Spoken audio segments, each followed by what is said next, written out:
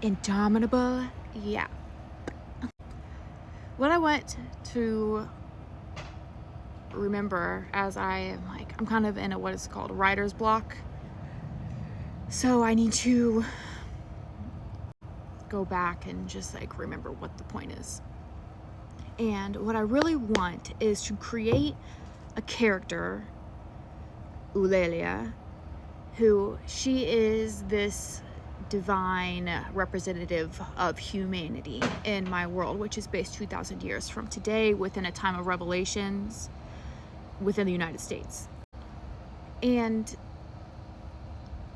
I am creating like a parallel universe to ours in year 2024. And I have reflections of the sociodynamics that can be found in A Brave New World by Aldous Huxley between Savage and Mustafa Mond, or Ford, I guess is really the parallel I'm looking for here. And I'm reading Atlas Shrugged right now. They've already started to, or she has already started to lay the breadcrumbs of like this similar type of situation. I don't know who John Galt is. It's fire. But I want my girl to be the character who creates a society that is found in Brave New World or 1984.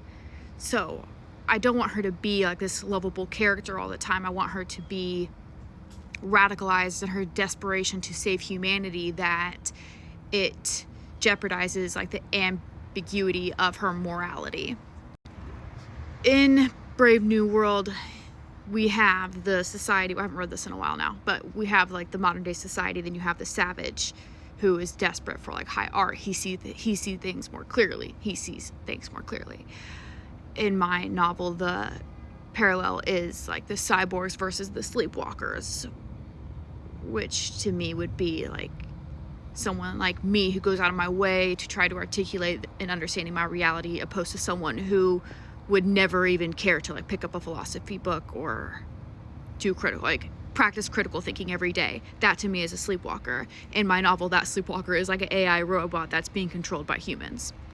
Eulalia in this regard, because she created them.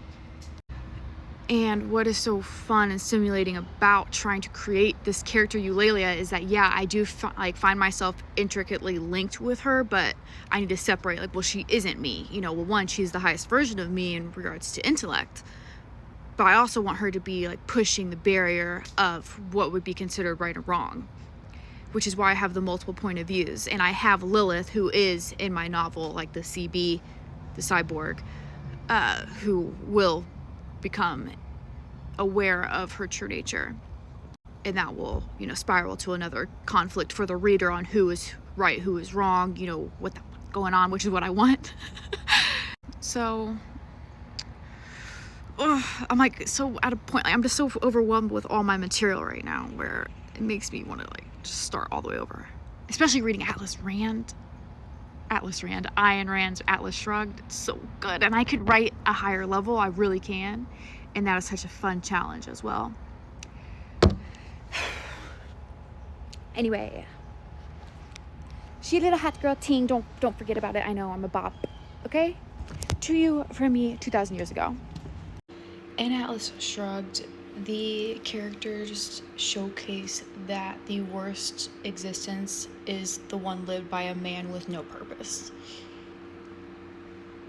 Those beings in our world are what are sleepwalkers in an indomitable world.